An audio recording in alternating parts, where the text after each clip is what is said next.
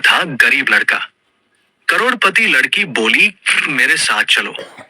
आगे जो हुआ, इंसानियत भी रो पड़ी। दोस्तों, उस रात लखनऊ शहर की हवा में अजीब सी ठंड थी। घड़ी में रात के लगभग 2:30 बज रहे थे। सड़कें खाली नहीं थी, लेकिन हर गाड़ी ऐसे निकल रही थी जैसे किसी को किसी की परवाह ही नहीं। और उसी लखनऊ शहर के बस स्टैंड के एक कोने में एक लड़का अपने दोनों हाथों की उंगलियां रगड़ रहा था। ठंड से नहीं, बेबसियत से। उसका नाम अमित था। उम्र कोई 25 के आसपास। चेहरे पर पढ़ाई की चमक थी, लेकिन आंखों में कई रातों की नींद नहीं थी। शर्ट ठीक थी, पर कॉलर थोड़ा पुराना। पैंट साफ थी, पर किनारों से घिसी हुई। और जूतों के तलवे जैसे रोज की लड़ाई के गवाह हों। अमित ने जेब में हाथ डाला। 2 सिक्के खनके, बस इतना ही। वो अपने फोन की स्क्रीन देख रहा था। नेटवर्क की लकीरें ऊपर नीचे हो रही थी। फिर अचानक स्क्रीन पर मां लिखा दिखा। उसका गला सूख गया। कॉल उठाते ही दूसरी तरफ एक औरत की थकी हुई आवाज आई, बेटा, तू ठीक तो है ना? अमित ने अपनी सांसें संभाली। हाँ मां, मैं ठीक हूं। आप बताओ। थोड़ी देर चुपी रही, और फिर मां का आवाज टूट गई। बेटा, तेरे पापा की दवा आज खत्म हो गई। डॉक्टर ने बोला है, अगर दवा मिस हुई तो सांस और भारी हो जाएगी। अमित ने आंखें बंद कर ली। उसके चेहरे पर ऐसा भाव आया जैसे उसने किसी को रोते हुए नहीं, अपने अंदर कुछ टूटते हुए सुन लिया हो। कितना कितना चाहिए मां? उसने धीरे से पूछा। बेटा, मैं कुछ नहीं मांग रही, बस ये पूछ रही हूं, तू भूखा तो नहीं है ना? अमित हंसना चाहता था, लेकिन गले में कुछ अटक गया। वो झूठ बोल गया, क्योंकि मां को सच बोलना मां को और कमजोर कर देता। नहीं मां, यहां सब ठीक है। कल इंटरव्यू है, नौकरी पक्की हो जाएगी, फिर सब हो जाएगा। उधर से मां की आवाज आई, भगवान तुझे मजबूत रखे बेटा, तू बस ईमानदार रहना। कॉल कट गई। और दोस्तों, कॉल कटते ही अमित के हाथ में फोन नहीं रहा, जैसे उसके हाथ में जिम्मेदारी का पहाड़ आ गया हो। वो उठ खड़ा हुआ। रात के बस स्टैंड से निकलकर वो पैदल चल दिया। कहाँ जा रहा था उसे भी नहीं पता, लेकिन एक बात साफ थी, उसके पैरों को रुकना नहीं आता था। अगले दिन सुबह की हल्की रोशनी फैलने लगी थी। शहर धीरे धीरे जाग रहा था। अमित सीधे एक बड़े से ऑफिस के बाहर पहुंचा, जहां गेट पर बड़ा सा बोर्ड लगा था, walk in interview today. Amit की आंखों में चमक आ गई। वो लाइन में लग गया। लाइन लंबी थी। किसी के हाथ में फाइल, किसी के हाथ में लैपटॉप बैग, किसी के चेहरे पर कॉन्फिडेंस, और अमित के हाथ में एक साधारण सी फाइल, जिस पर उसने रात में बस स्टैंड पर बैठकर अपना रिज्यूमे ठीक किया था। कुछ देर बाद गार्ड आया और बोला, जिसके पास 2 साल का एक्सपीरियंस नहीं है, वो अंदर मत आना। टाइम बर्बाद मत करो। अमित का दिल धक से रह गया। वो फिर भी आगे बढ़ा, धीरे से बोला, सर, मैं फ्रेशर हूं, लेकिन मैं मेहनत कर लूंगा। गार्ड ने ऊपर से नीचे देखा। मेहनत? यहां सैलरी देने वाले बैठे हैं, दान देने वाले नहीं। साइड हट। और दोस्तों, उस एक लाइन ने अमित को पीछे नहीं धकेला, उसने उसे अंदर से धक्का दे दिया। अमित ने कोई बहस नहीं की। वो बस फाइल को छाती से लगाए वहां से हट गया, लेकिन उसकी आंखें रोई नहीं। उसने अपने अंदर एक आवाज दबा दी, नहीं अमित, अभी नहीं। पहले नौकरी, फिर आंसू। वो वहां से निकलकर दूसरे ऑफिस की तरफ चला, फिर तीसरे, फिर चौथे। कहीं कहा गया रेफरेंस है, कहीं कहा गया फीस जमा करो, फिर इंटरव्यू होगा। कहीं कहा गया तुम जैसे रोज आते हैं, रोज जाते हैं। दोपहर होते होते सूरज तेज हो गया था। अमित की भूख बढ़ने लगी। वो एक चाय की दुकान पर रुका। गिनती की। एक कप चाय के पैसे थे, लेकिन पेट की भूख चाय से नहीं मिटती। वो चाय वाले से बोला, भैया आधा कप दे दो। चाय वाला थोड़ा नरम था। उसने बिना कुछ कहे आधा कप दे दिया। अमित ने चाय पी और उसी वक्त उसकी नजर सामने एक बुजुर्ग आदमी पर गई। बुजुर्ग की सांस खुली हुई थी, हाथ कांप रहे थे। वो पानी ढूंढ रहा था, लेकिन उसके पास कोई बोतल नहीं थी। अमित के पास भी कुछ नहीं था। फिर भी उसने अपनी आधी बची चाय का कप रखा और दुकान वाले से बोला, भैया एक बोतल पानी दे दो इनके लिए। दुकान वाला बोला, पैसे? अमित ने जेब टटोल ली। सिक्के नहीं बचे थे। उसने अपनी फाइल के बीच से एक 10 रुपए का नोट निकाला, जो शायद उसने ऑटो के लिए बचा कर रखा था। ये ले लो। बुजुर्ग ने पानी पिया, कांपते हाथों से अमित की तरफ देखा। बेटा तू खुद भूखा लग रहा है। अमित ने बस हल्की मुस्कान दे दी। भूख तो रोज लगती है दादा, पर आज आप पहले।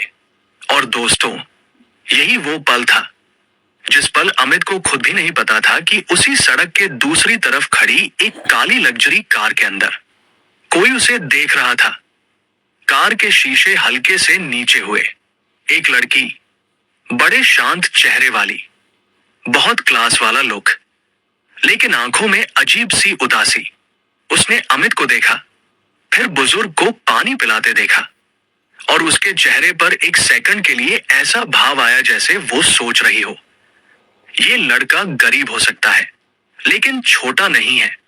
कार आगे बढ़ गई, लेकिन वो नजर वही रह गई। अमित फिर उठा। अब उसके पास पैसे नहीं थे, लेकिन उम्मीद अभी भी थी।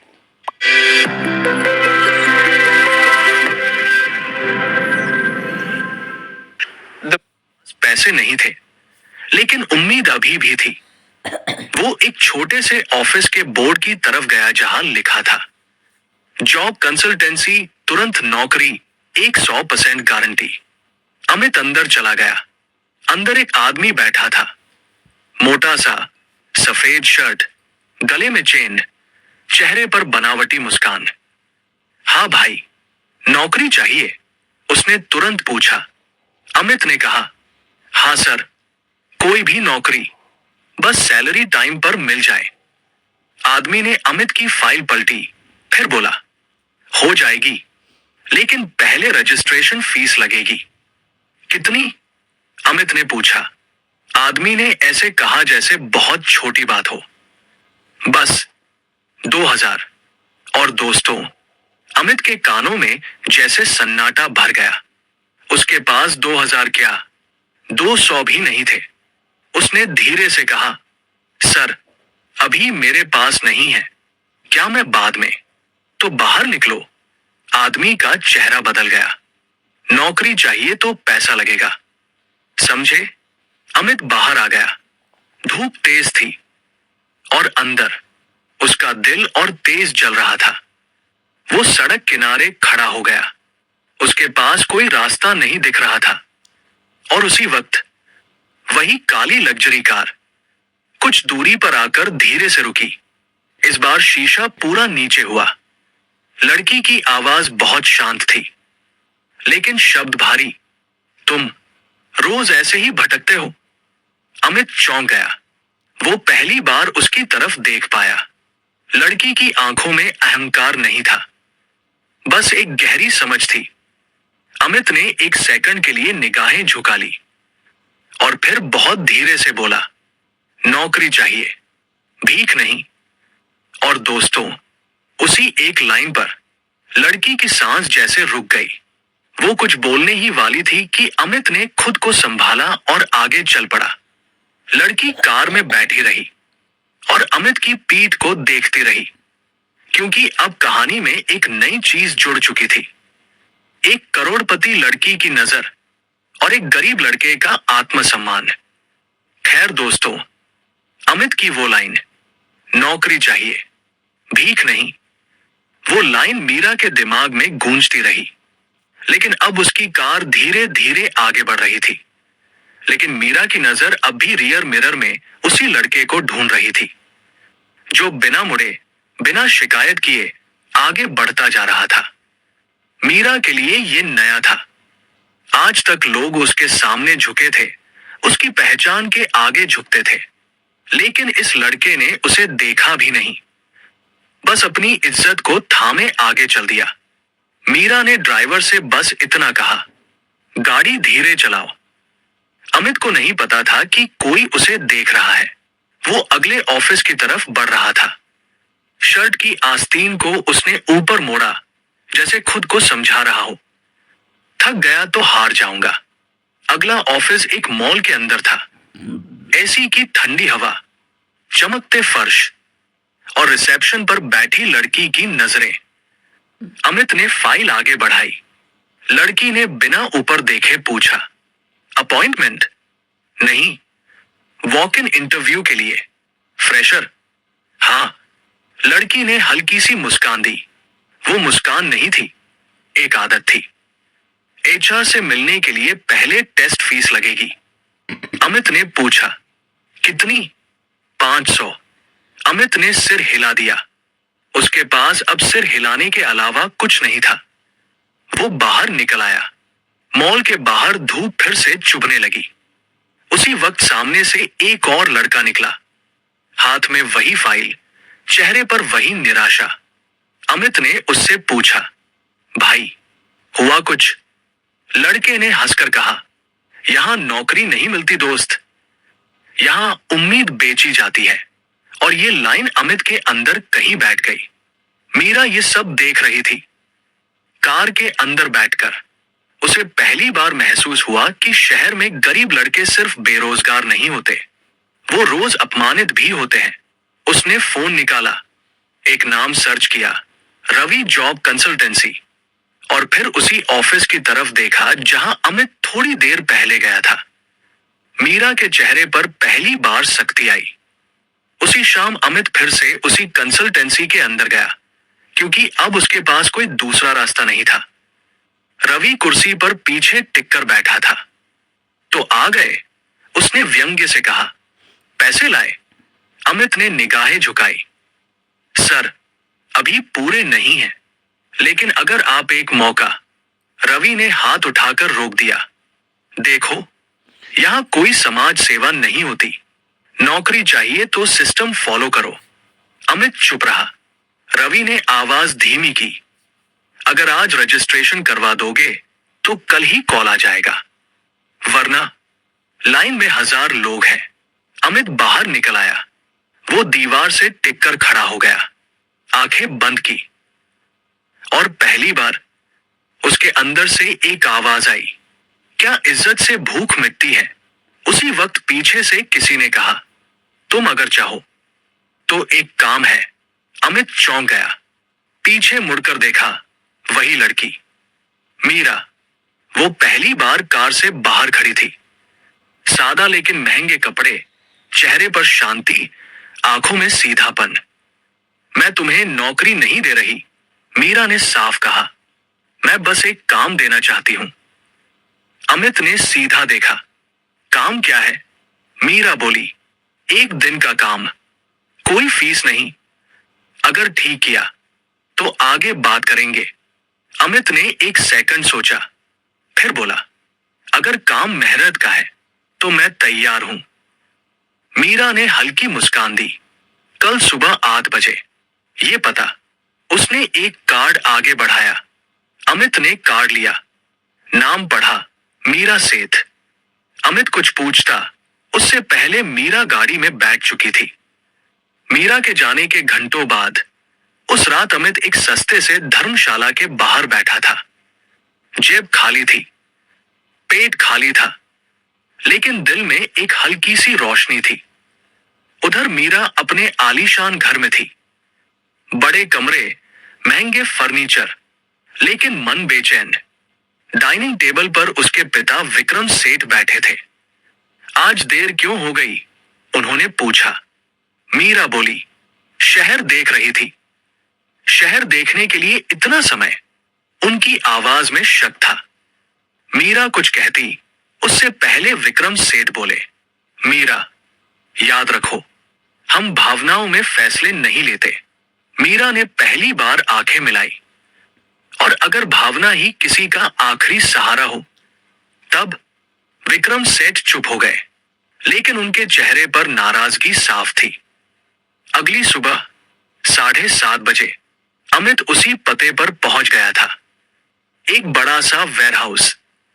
बाहर कोई बोर्ड नहीं। वो गेट पर खड़ा इंतजार कर रहा था। अंदर से मीरा निकली। समय के पाबंद हो, उसने कहा। भूख समय नहीं देखती, अमित बोला, लेकिन मेहनत देखती है। मीरा ने कुछ नहीं कहा, बस दरवाजा खोल दिया। आज का काम ये है, मीरा ने कहा। इस वेयरहाउस की इन्वेंट्री चेक करनी है। कुछ गड़बड़ियां है, देखना है, कहा। अमित ने सिर हिलाया। काम शुरू हो गया।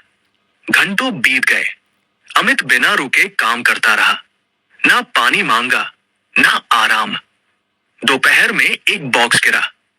उसके अंदर से कुछ पैसे बाहर आ गए। अमित ने तुरंत उठाए, एक एक गिनकर बॉक्स में रख दिए।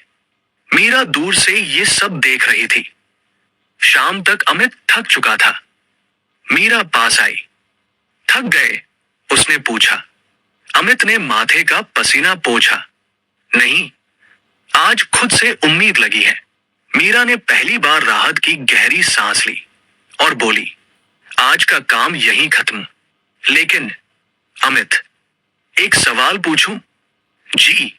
आज अगर तुम्हें वो पैसे मिल जाते तो तुम क्या करते? अमित ने बिना सोचे कहा, पापा की दवा लेता, लेकिन बिना मेहनत के कभी नहीं। मीरा कुछ सेकंड चुप रही और अपने लिए अमित हल्का सा हंसा। मेरे लिए अभी वक्त है। और दोस्तों, इसी एक जवाब ने मीरा के अंदर कुछ पक्का कर दिया। अगले 2 दिन अमित वही काम करता रहा। कभी गोदाम, कभी डिलीवरी लिस्ट, कभी स्टोर रूम। काम छोटा था, लेकिन जिम्मेदारी बड़ी। मीरा उसे सीधे नौकरी नहीं दे रही थी। वो देख रही थी, ये लड़का मौका मिलने पर क्या